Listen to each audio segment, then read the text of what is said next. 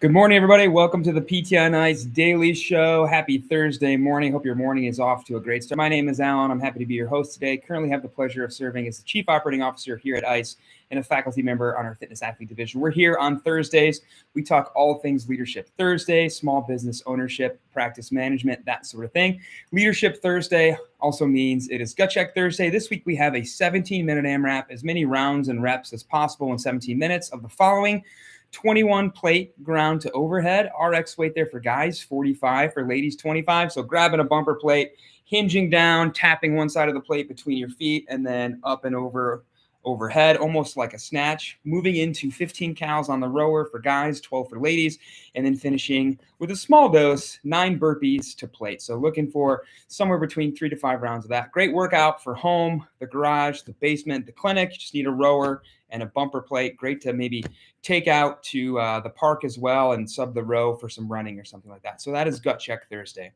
Courses coming your way. We have so many. We're about to enter a very, very busy season for ICE here as we get into the fall, get away from the summer, school starts back up, that sort of thing. We have a couple hundred courses coming your way between now and the end of the year. So if you're looking for live courses, head on over to ptinice.com, click on our courses, and check out our map to see what's coming to your neck of the woods. Some online courses I want to highlight. Pretty much all of our entire catalog of 8-week online courses are starting back up after Labor Day.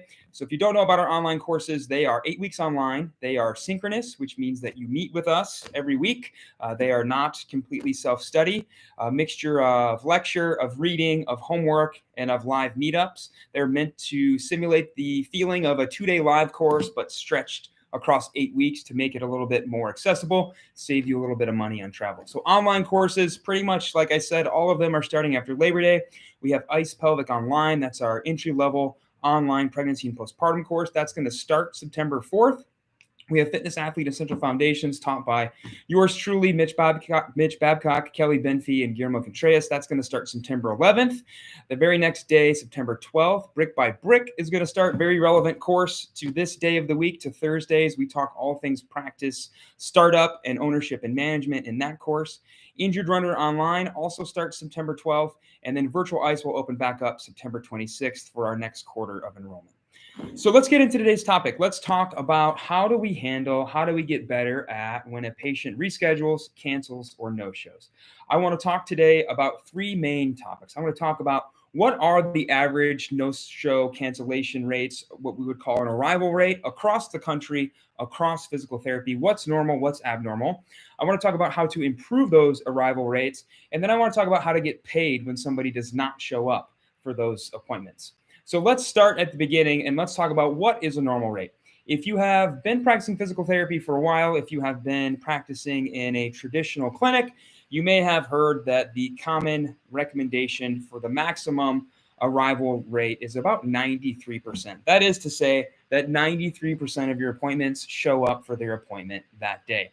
That there's some margin of error. We recognize that 100% of people probably won't make it, but pretty typical, 93% is the standard that's set and sometimes enforced by the clinic that you work for. Maybe if you fall below that, maybe you get a warning, maybe you get a talking to, or maybe they actually dock your pay for visits underneath that 93%.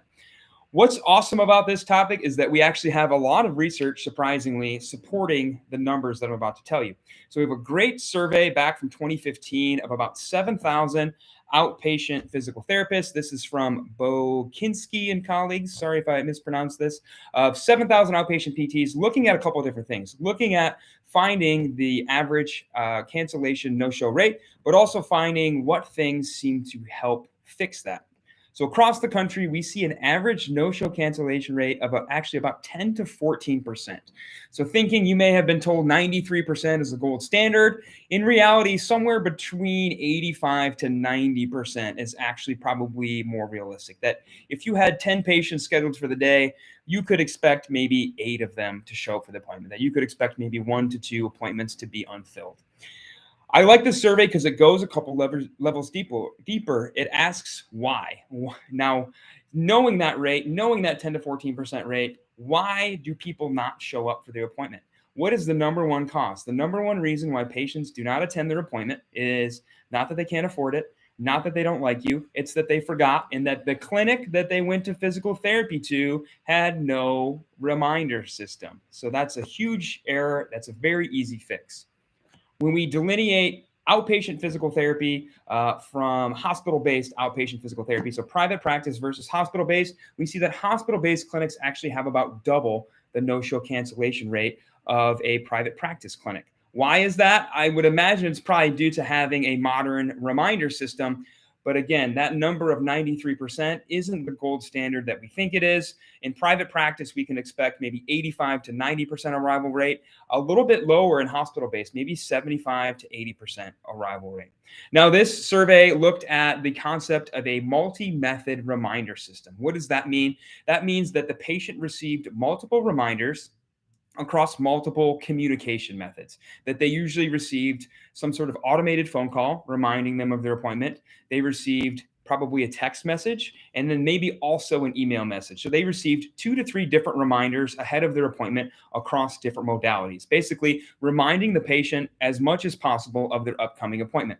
Now, they found that those clinics that used a multi-method reminder system had a significant reduction in no-show cancellation rates, about a 50% reduction. So they cut their no-show cancellation rate in half just by having a reminder system. And we're going to talk about how to set that up at your clinic here in a minute.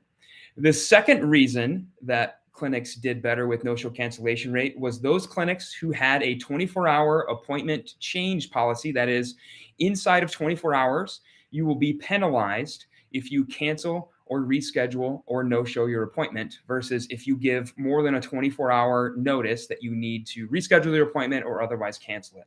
So those clinics which had a 24-hour policy and enforced that policy on their patients also had a reduction in their no-show cancellation rate. So that brings us to the question of, if 10 to 14% is the mean of the average of no-show cancellation rates across the country, then how realistic is 7%? The answer is not very, right? Even if you are treating one-on-one for an hour and you maybe only have 8 patients on your caseload for the day, it's probably unrealistic to expect 100% of those people to show up every day. That we have to recognize at some level that the reason we see so much overbooking in traditional physical therapy clinics is it's just that leadership strategy to limit the impact of those inevitable no-show cancellation rates. That if you see 8 patients in a day and 10 to 15% don't make it, you may see 5 to 7 patients. So kind of the aggressive leadership solution here is just to make you see more patients. That if you see twice as many patients and you still have that 10 to 15% no-show cancellation rate, then you'll still see more patients than originally intended and scheduled to, and the clinic won't lose as much profit. But that being said, that is an aggressive way. That is a way that puts all of the burden of the work on the therapist, and none of it on the ownership, none of it on the leadership, and none of it kind of on the back end logistical side of the clinic. Instead of making you see more patients, why don't we just have a 24-hour policy that we enforce? And if we're not using a reminder system, why don't we start using one, right? Why don't we do some more conservative approaches to reduce that no-show cancellation rate, especially now knowing that we have research that supports those actually improve our no-show cancellation rates. So let's talk about that. Let's talk about, aside from having a reminder system, aside from strategies to remind patients to get to the clinic, and aside from having a policy, how can we improve those arrival rates? You know us here at ICE. If you've been listening to us for a while, Jeff Moore, our CEO, says it best. The first thing you can do to make patients show up to physical therapy more is make sure that you're focused on getting good and not getting busy. That when people see results, when they begin to associate value with their physical therapy appointment, they come to their appointment more often. And I think this is so overlooked, especially in a higher volume clinic where a therapist may be expected to see multiple patients per hour. By providing lower quality care, patients aren't able to get results, or they're not able to get results as fast as maybe they want to. They don't really associate physical therapy as a valuable use of their time. And it makes sense that they find better stuff to do, and that you get that message at 4:55 p.m. that your 5 p.m. patient is not going to make it in today. So really focus on getting good, not getting busy.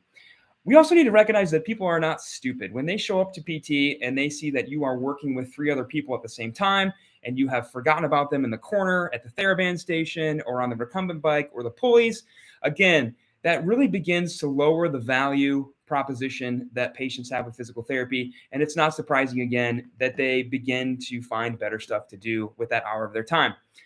The counter argument here is that you can get so good as a physical therapist, I'm good enough that I can see multiple patients at once, or patients aren't as fragile as we think. We don't need to give them one-on-one care. But we need to recognize that at some level, patients are paying for it, especially if they're paying cash for a one-on-one visit. They are expecting one-on-one treatment. Even if you are an insurance-based clinic and using a patient's insurance, that insurance is still paying you based on one-on-one care.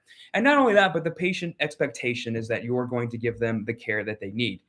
And I often relate this to other professions of you would lose your mind if you had a therapy appointment with a psychologist, a mental therapy appointment, if you showed up and there were 3 other people getting mental health therapy at the same time as you. No one would put up with that. But for some reason, it's just expected and normalized that that's the kind of care that we give in physical therapy. So then it's no wonder that patients, again, find something better to do with their time for the hour. So really focus on getting good and not getting busy, of taking really quality care of that patient that you have on your schedule for that hour. And you'll be surprised how much they come back to physical therapy when they see their range of motion improving, when they see their balance improving, when they feel stronger, when their pain is getting better, whatever their goals are.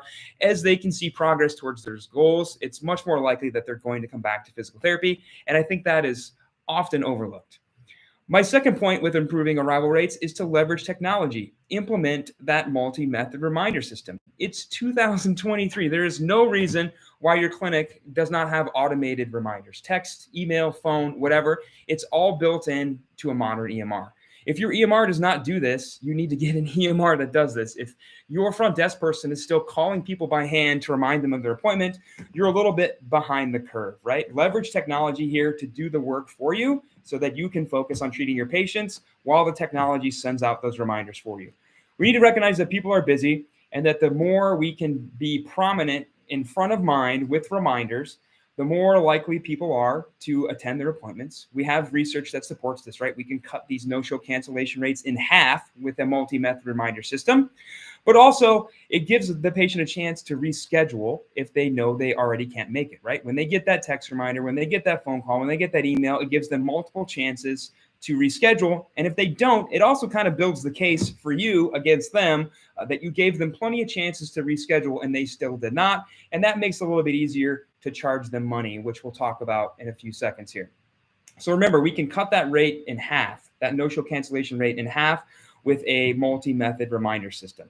So if you're still using Google Drive as your EMR, if you're still using paper documentation and scanning it into a computer, consider getting a modern EMR. They're not that expensive. EMRs, we're big fans of Jane here, obviously, at ICE. Other EMRs, Prompt, PT Everywhere, pretty much all the modern web-based EMRs are going to offer reminders, and more often than not, they're free for you to use. So why not use them, right? It's one more push of a button when you're building out that patient chart for them to get reminders. In addition to reminders, leverage technology to create an online booking and waitlist system so that when you do send that reminder, it should come with a link where it says, hey, if you can't keep this appointment, please click here, right? So that your appointment comes off my schedule and that you get a little link to rebook at a time that works better for you. So we still keep that visit on the schedule, but we also open up that visit to maybe somebody else who can use it so that we don't have a missed slot on our schedule. Pretty much just like reminders, modern EMRs are very good at having automation with wait lists of where when a patient reschedules and a slot opens up, usually automatically or with the push of a button, you can pull people in from your wait list and make sure that that slot stays filled without having that patient get charged for cancellation or no-show because they were able to go in on their own and reschedule their own appointment. So make sure we're leveraging technology whenever possible to do this work for us. My last point here on improving arrival rates is probably something that we don't consider very often, of making sure in that initial evaluation that the patient actually has the time and or money to come to their physical therapy appointments. I feel like a lot of time patients feel beholden to maybe a referral they had from a doctor or what you tell them of some sort of verbal contract of the doctor said I have to come here 3 times a week for 6 weeks. Or maybe that's what you wrote on your documentation as the physical therapist, and they feel like they have to come no matter what, even if they know they do not have the time or money. I feel like this is something that should be discussed as we're wrapping up our initial evaluations that just doesn't get done.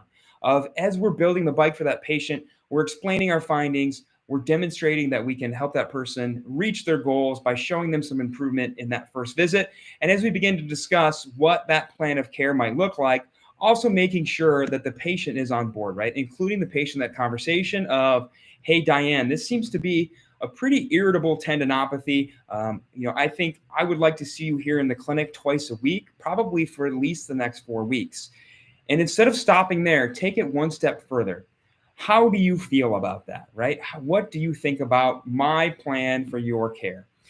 And we don't necessarily have to ask, hey, can you afford this? Or do you have the time for this? But that's what we're hinting at of how do you feel about coming here twice a week for 4 weeks? How do you feel about coming here once a week for the next 4 weeks? And getting the patient's input, because that's a great time for them to say, that's going to be tough with my schedule. I have 17 kids or I work 30 jobs. I won't be able to do that, right? That's a great time to make sure that person does not get put on your schedule for a bunch of visits that they're not going to attend. And then making sure we're following the law, right? Making sure we're following that No Surprises Act that was passed last year, that we're very transparent with how long we think the plan of care is going to take and what that's going to cost that patient. Whether you're charging cash, whether you're billing insurance, you need to provide that information upfront to the patient. I would argue you should be doing it even if it's not the law, just so you don't have people on your schedule who are not going to show up, but being very forthright in how long you think it's going to take and what's that going to cost, and get that patient's input on it before we talk about scheduling out further visits. My last point here of talking about what average arrival rates are, what improves arrival rates, is how do we get paid when somebody does not show up to the clinic? This is another area where I think physical therapists are very uncomfortable with asking people for money to rather not come to their appointment.